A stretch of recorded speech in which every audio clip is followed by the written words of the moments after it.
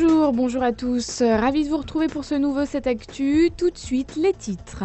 Le début du Ramadan fait débat cette année. Si le Conseil français du culte musulman avait fixé le début du jeûne au 9 juillet, la Grande Mosquée appelle à respecter le calendrier lunaire.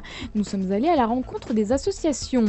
L'été, c'est le temps des premiers baisers, des coups de soleil, des expériences en tout genre.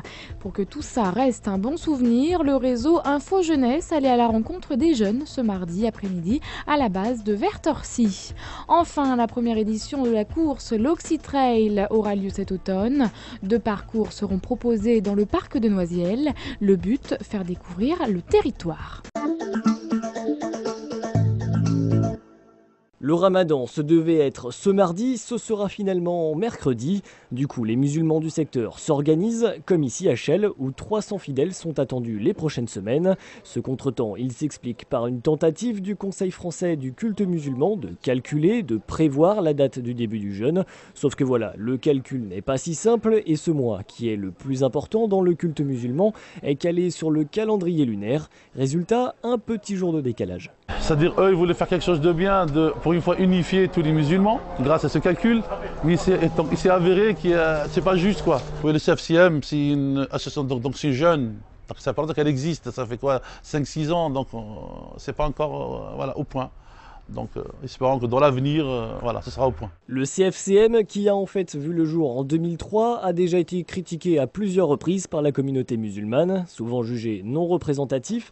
Malgré une volonté de rassembler, le Conseil a raté son coup cette année. Association ou particulier, ce décalage, certains l'avaient anticipé. Il faut dire que dans la tradition, on observe le cycle lunaire à l'œil et c'est souvent quelques jours avant que l'on connaît la vraie date du lancement du Ramadan. Selon certains fidèles, c'est aussi ça qui fait le charme des festivités. Le projet de loi sur le cumul des mandats revient sur le devant de la scène. Ce mardi, le texte était présenté à l'Assemblée nationale. Interdiction pour les parlementaires d'exercer une fonction dans l'exécutif local à compter de 2017. C'est ce que prévoit la loi. Un projet qui ne fait pas l'unanimité à droite comme à gauche. Guy Geoffroy, député UMP de la 9e circonscription Seine-et-Marne et maire de Comble-la-Ville, parle d'absence de sens de cette loi, de paradoxe et d'hypocrisie de la part des socialistes.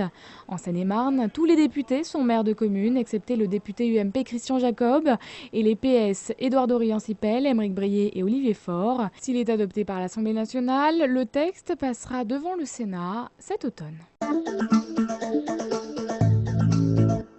Vous utilisez du monoeil, là, vous savez qu'il n'y a aucune protection là-dedans ? Mieux informer, mieux protéger, c'est le mot d'ordre du réseau Information Jeunesse. Chaque été depuis 6 ans, Catherine sillonne la plage de Torcy avec des plaquettes plein le sac à dos et sa bonne humeur affichée. Son rôle, sensibiliser les jeunes aux dangers liés au soleil, à la consommation d'alcool ou au narguilé. C'est au cas par cas et ça tombe bien, sa technique d'approche est plutôt bien rodée. Et en jetant un œil sur la serviette, on voit ce qu'ils ont. Donc ça peut être une crème de crème à bronzer ou un paquet de cigarettes et du coup on entame un peu la conversation et on leur amène des petites informations. Donc on ne les agresse pas, bonjour ça va, et si ça mord à l'hameçon on y va. On ne reste pas longtemps auprès d'eux parce que c'est aussi leurs vacances et s'ils sont là c'est qu'ils ne vont peut-être pas partir, donc on les laisse un peu tranquilles. Depuis 3 ans, d'autres structures jeunesse et des associations locales comme AIDS et le SAGED se sont greffées à cette action.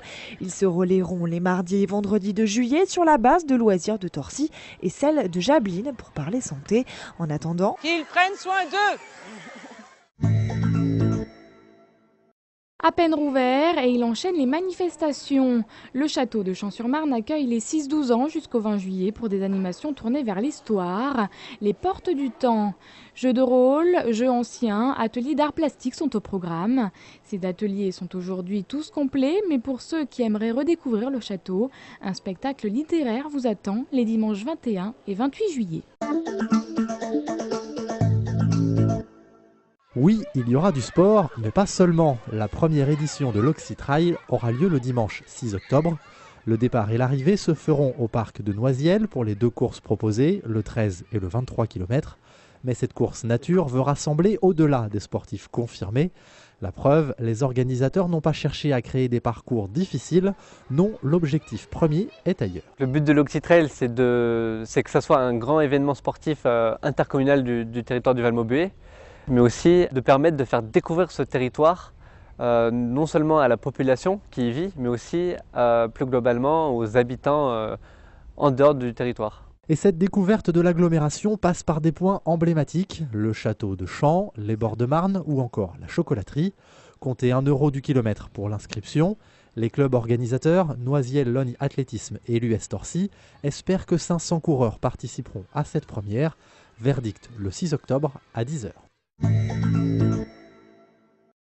Tout de suite, Zen Attitude sur la route 77. Laure et Véronique font la rencontre de Nicole qui pratique la sophrologie. Détendez-vous, c'est tout de suite après le JT. Voilà les avantages du stop, on a au moins un bon contact pour se détendre quand on est stressé. Mais c'est pas du tout notre cas, regardez. Hop.